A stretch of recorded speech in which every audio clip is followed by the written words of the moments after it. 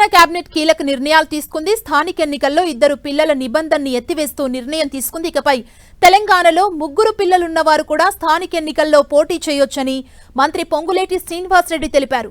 రైతులు పండించిన ధాన్యాన్ని పూర్తిగా ప్రభుత్వమే మద్దతు ధర కల్పించి కొనుగోలు చేస్తుందని, అంతేకాదు సన్నధాన్యంపై 500 రూపాయల బోనస్ ఇచ్చేందుకు కేబినెట్ ఆమోదం తెలిపిందన్నారు.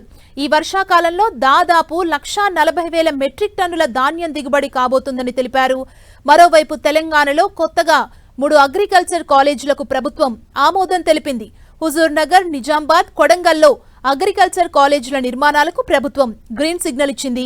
డిసెంబర్ 1 నుంచి 9 వరకు ప్రజాపాలన విజయోత్సవాలు నిర్వహించాలని మంత్రివర్గం నిర్ణయం తీసుకుంది. ఇందుకోసం సబ్ కమిటీని నియమించింది. డిసెంబర్ 9 నాటికి కాంగ్రెస్ ప్రభుత్వం అధికారంలోకి వచ్చి 2 ఏళ్లు పూర్తి చేసుకుంటున్న నేపథ్యంలో ప్రభుత్వం ఈ నిర్ణయం తీసుకుంది. రెవెన్యూ అధికారులతో పాటు పౌర సంబంధాల శాఖకు సంబంధించిన అధికారులు ప్రత్యేకమైన ఫోకస్ పెట్టే విధంగా కేబినెట్ లో నిర్ణయం తీసుకొని మద్దతు ధరతో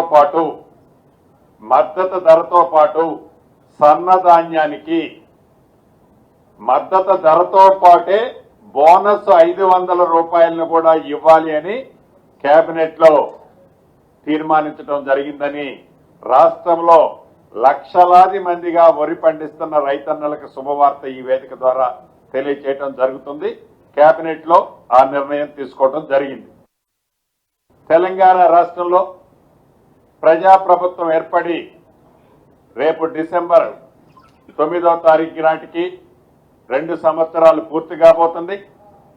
ఈ ప్రజాపాలన 2 సంవత్సరాలు పూర్తవుతున్న సందర్భంగా ఏవైతే ఉత్సవాలుంటాయో దానికోసం ఒక కేబినెట్ సబ్ కమిటీని కూడా ఏర్పాటు చేయడం జరిగింది.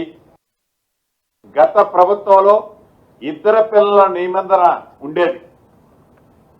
2 పిల్లల కంటే ఎక్కువగా ఉంటే లోకల్ బాడీలో అది ఎంపీటీసీ గాని, జెడ్పీటీసీ గాని, వార్డు మెంబర్ గాని, సర్పంచ్ గాని నిలబడే అర్హత ఉండేది కాదు.